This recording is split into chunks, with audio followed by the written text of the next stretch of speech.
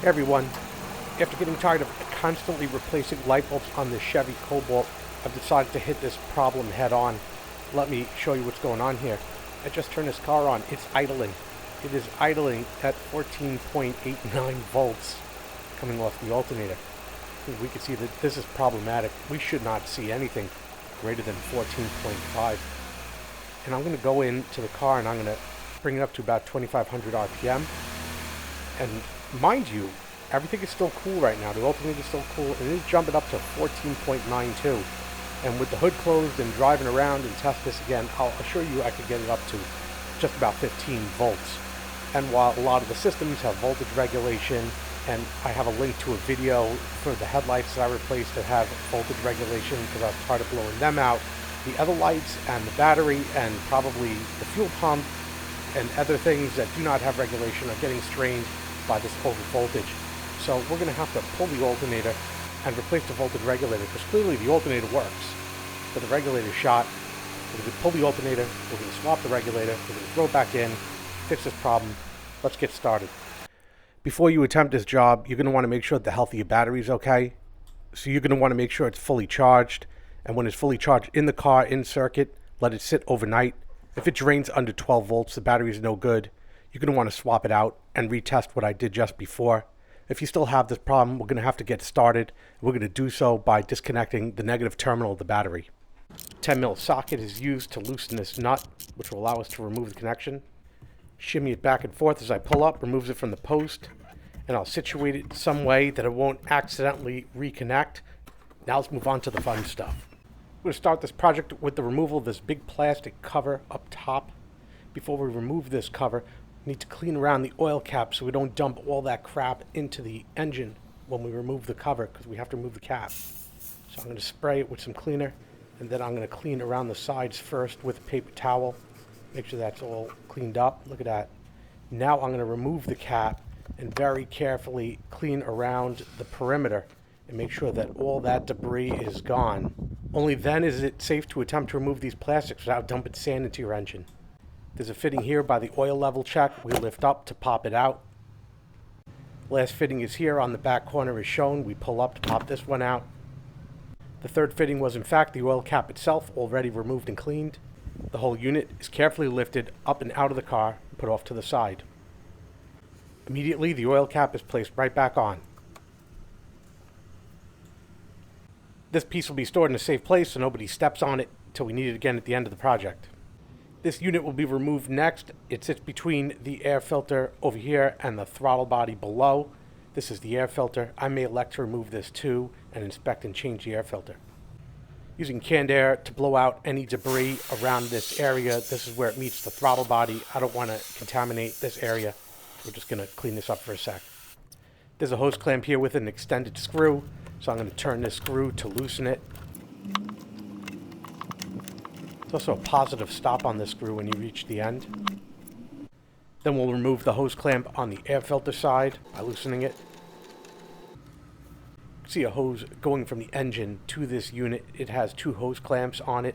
I'm going to use a small pair of vice grips to loosen that clamp. I'm choosing the clamp that's connected to the engine, and I'm wiggling it towards the center of the hose so it's off the fitting, just like that.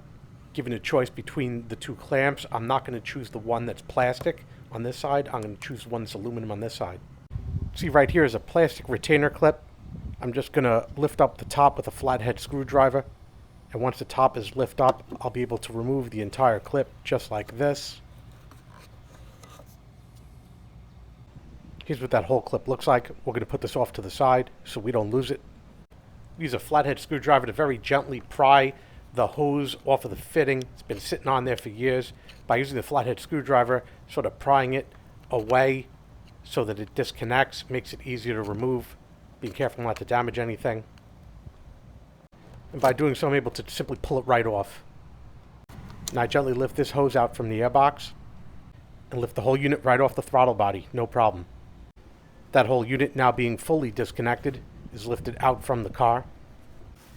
Immediately, the first thing I do is I fill the throttle body with clean paper towel so I don't get any contaminants inside the engine. A nice collection of stuff to clean is slowly growing in the garage.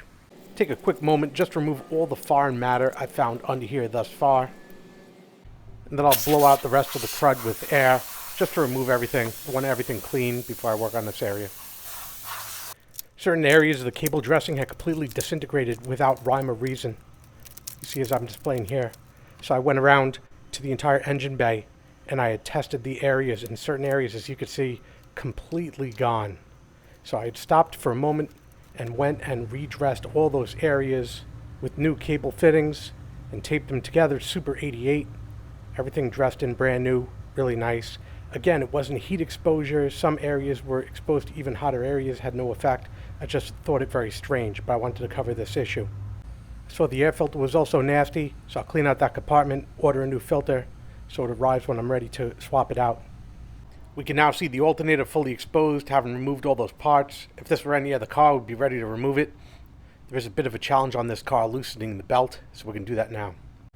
The belt is right over here, but the tensioner is not accessible from above the car. We're going to have to go below to get at it. As we'll be removing the front passenger tire, I brought out a small jack and jack stand for this task. I'm going to emphasize jack stand here, because if you can work on a car that's supported only by a jack, you are a special kind of stupid. Buffered the jack with wood to take stress off of this old frame. We lift it up. Also get a little bit more height off of this jack. I don't have to extend it all the way, pulling the car towards me. I slide the stand under a place that's already been pre-chewed. I'll just lower the jack down onto it, blocking the car up. If you're willing to work under a car without a jack stand, you're willing to die for a Cobalt, this video isn't for you. And that's my warning. If you're running the super cool OEM plastic rims like I am, you're a trooper. 19 mil. We'll take these screws out. Conveniently, 19 mil will also take these bolts out as well.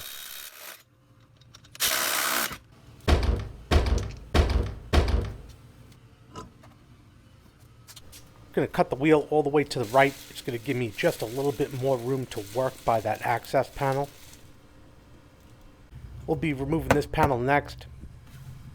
As I scroll past this entire cover, we see that there is a combination of locking clips and 7mm screws that we're going to have to remove to push us out of the way to gain access to the area we're going to work. We're going to be starting with locking clips first, and mind you, I'm going to be doing this with one hand. I can't stick a gimbal under the car, so I'm going to be using a screwdriver to pull them out. This is the first portion, and once that portion is pulled out, the rest of the clip generally comes out with it as one piece. It doesn't always happen though. Sometimes it comes out in two pieces, the top portion, and then you can pull out the bottom portion separately, and that's just fine too. We see a lot of these clips on this car. It's not unusual. Here we have the second piece being removed separately. No problem at all. Here's another one further up on the top left. You don't need a screwdriver to do this. They also have a tool to remove it. Just be gentle when you do it. Take your time. You don't want to break them unnecessarily. Have to go out and pay for new ones because you were careless or whatever.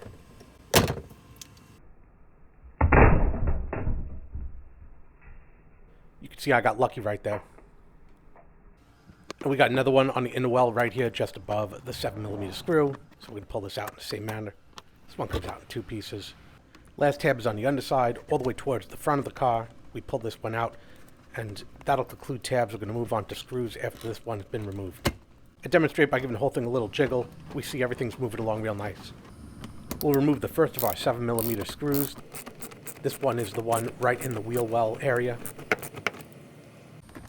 The second screw is on the underside, just near the first 7mm screw. We can see that just to the left of where we're working.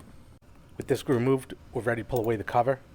Quick inventory shows you should have 5 clips and 2 screws before you proceed with the next step. So we're first going to start on this side, just pulling it down and out of the way, just like that. And then we're going to push it under the frame just enough to get it out of the way. We don't want to bend it and contort it too much, just very gently bent and out of the way while we're working on the area. We just don't want to leave it here for days on end like this. And this exposes the area we're going to need to work. And as we look up here, we're going to see the tensioner, and this is the pulley on the tensioner where the belt is held.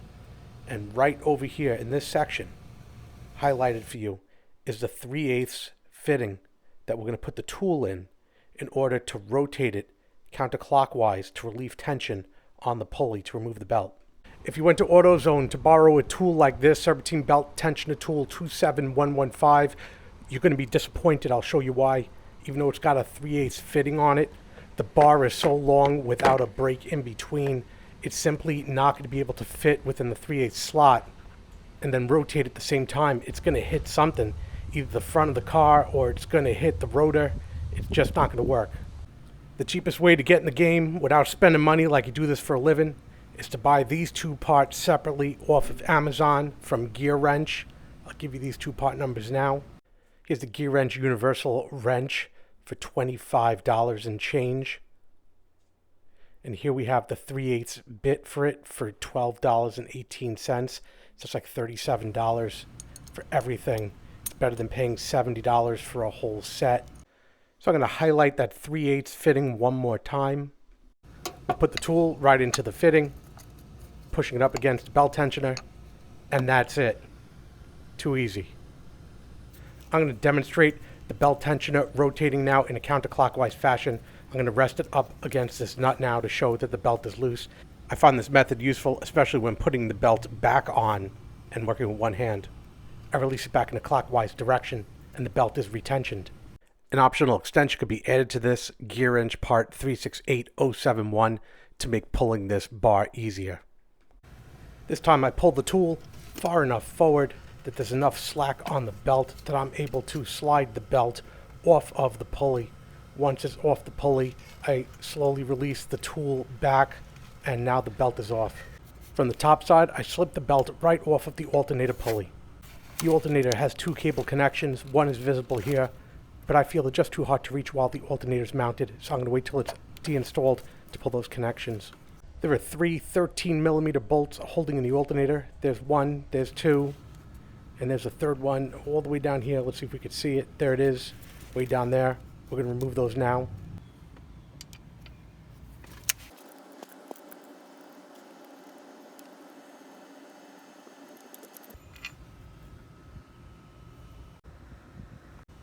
I'll say that it would be easier if the second bolt removed was the bottom bolt as opposed to the second top bolt, but it's not really that important, just pointing that out.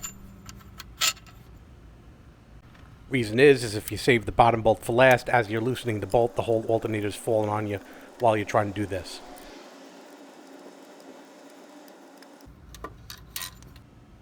I'm going to rotate the alternator now to expose the cables that we need to disconnect. One is fitted with a connector, another one with a nut. The connector has a small locking tab that needs to be lifted, and then it pops right out. We can see that tab right here. Rubber shielding covers the nut. I push the shielding away, which exposes it. It's 13mm.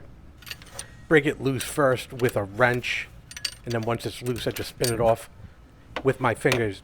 Being careful, of course, not to drop the nut into the engine, which would really be a pain.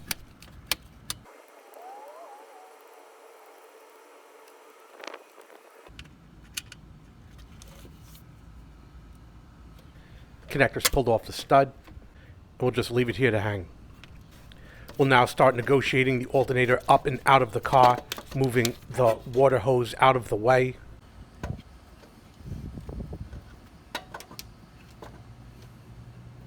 The alternator comes out with very little effort and is now removed from the car. We're going to bring it inside to work on it. Up on the bench, we could see that the alternator back cover is held on by 3 studs. It just sort of grip onto the fittings. You have to work it off by pushing away at it. Just be gentle so you don't break the cover. But you'll see as I push it, it just kind of pulls away from the studs. And I'm just going to work it off, going around to each one until it pops off. And there we go. We'll take a look at that cover real quick, and we'll see those fittings. And we can see it just grabs onto the thread of the studs. That's all that is. We'll put this off to the side. So here's my new brush regulator combo. As compared to the old brush regulator combo, we're going to swap these out. That's all there is to it. 3 7mm bolts hold in the unit. We'll remove them now.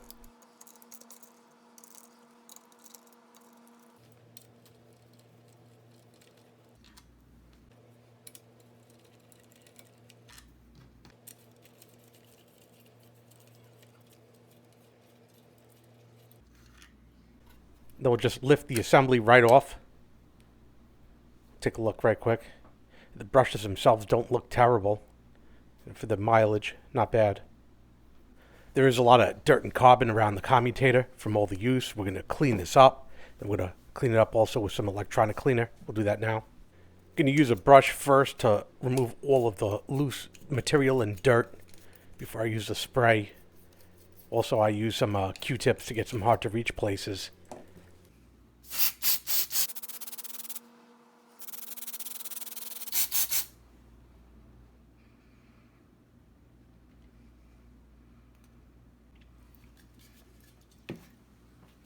Gone over everything and checked and ensured that it was clean.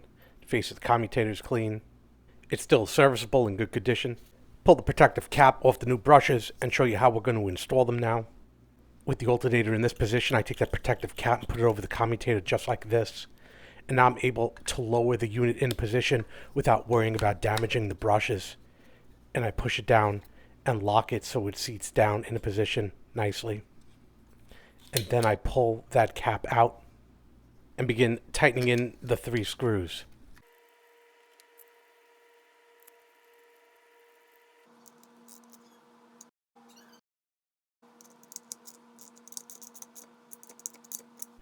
The protective cover is then placed back over the brushes and snapped into position. The plastic outer cover is first placed around the connector, and then all the studs are lined up against those holes we discussed earlier, and then is pushed down into position, and this job is completed. This alternator is now ready for reinstallation. You'll see that I'm going to have to deflect that water hose again out of the way in order to fit the alternator under here. So we're going to move that hose, take our time, don't want to break nothing, no connectors or anything like that. Just get it in position down there in the well. Just like that. We can see a threaded stud that we're going to have to rotate towards the cable to make our first connection. And there's the cable right there with the rubber shroud around it. I'm just going to turn this a little bit to bring it closer and put that connector over it. Bring the nut down to my other hand. Try not to drop it into the engine. Place it over it and just start threading it with my fingers all the way down to full seat. Not much room to work, but get it done.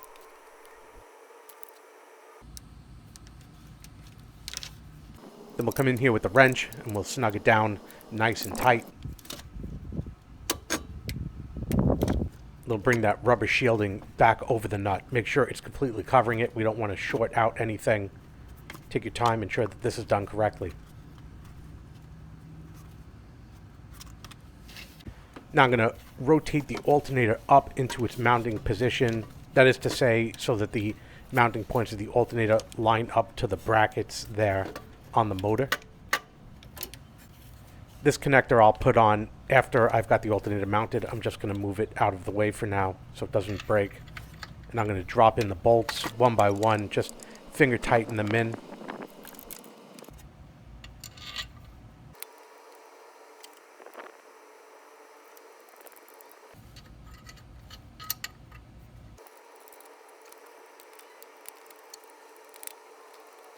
These bolts will get torqued down to 15 to 16 foot-pounds.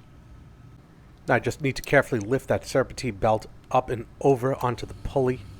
So I'm going to flip it right up over and make sure it's within the tracks. Everything looks good. So we're going to make our way now to the bottom of the car and put the belt back around everything onto the tensioner. Taking a look at this belt, bending it and contorting it in different directions to see if there are any cracks. If there are any cracks in the belt, it's going to have to be removed and replaced with a new one. This one looks good. It was recently replaced. We're going to keep it. I'm doing this a little awkward because I have a tripod in the way. I also don't have an extension on the bottom to hold this. So I'm using the nut there to secure it. And I'm getting the belt almost entirely in a position, but almost around the pulley there. And what I have to do right now is I need to pull it a bit further. And I'm pulling it with my hands to get it further, to clear it and get it in between the tracks. And then once it's in between the tracks, it's in. See, I pull it further, so now I have enough slack to get it in there, and now it's in. And we can see that if I leave it pulled against the nut, there's enough slack to actually move the belt and make sure that everything is sliding around that whole circuit Everything is in position, nothing's binding. You can see the whole belt is turning through the whole system. Everything looks good. This is just a test that I do. And now I'm going to remove the tool, and now there's tension, and we'll see that I test that tension. Everything's looking good. And we can see the whole circuit of this belt. It starts here at the engine, makes its way up here to the idler pulley at the tensioner, then all the way up there is the alternator. And then from the alternator, we come around forward, and there's the air conditioner compressor, around the air conditioner compressor, and then it comes back around here to the engine, to the beginning, again completing the circuit. You'll notice that not all of my tool came out when I removed it, so I'm going to have to go back down there and fish that out. No big deal. Be aware if you're using this kind of tool that it leaves the bit in sometimes. There it is. The next goal here is to get as much done possible, only to get the car running safely so that we don't repeat work. So we're going to get the air filter done right quick. We're going to put this housing on right here, and that's it. I'd already noticed the air filter was nasty. I got rid of it. Just going to clean out this box right quick.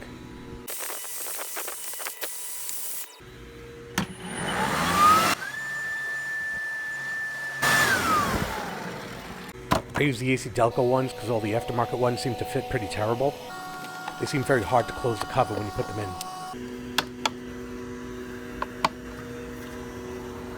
Now I'm going to remove this piece of paper towel I put in the air filter, and now in the throttle body, and I'm going to clean out some of that dust that was in the throttle body. I'll clean it up completely in another video. Also going to clean up the base of this air filter and around here. And I'm going to put this whole unit back in. First, I'm going to seat it on the throttle body, and then I'm going to bring this hose around to connect the air filter, and finally this hose that connects onto the top of the engine, like so. Everything fitting in nice. I'm going to use my small vice grips to bring this hose clamp back to position, looking at the marks of the hose to clip it exactly where it was before. I'm going to make sure that this is in the groove, and I'm going to screw this down now, this hose clamp. Just get it nice and snug. Don't have to make it too tight, just like that. And I'm going to make sure that this clamp right here for the throttle body is in the groove, and tighten this screw. I'm going to tighten this now again, just to make this snug. Finally, we put in that black 2-piece retainer clip, and when it's in, we push the middle of it down. Seat it like that. So now we have all the required engine components now installed. We'll go around back and reconnect the battery. Pull up that negative terminal, place it back on all the way, and then we'll tighten it back down. Before we concern ourselves with voltage, we make sure that everything mechanically is working in good order. This regulator is running between 14.6 and 14.68. We'll see as I give it some gas around 2,500 RPM. We're seeing it peak up 14.68. Seems stable. I was hoping around 14.5, but this is okay. We're going to call this complete. We'll start to button up everything and bring an end to this project now. Move the black plastic cover back into position. I'm starting by putting in the retainer clips first. The two bottom ones in the well are followed by the one inside the well forward, and this is followed by the one in the back by the suspension, and then this one on the bottom all the way in front of the car. And then I have the screw inside the well that I tighten in with the ratchet. And then after this screw is one more screw, and this one is on the bottom of the car. I tighten this one in, and now the cover should be fully secured as it was found.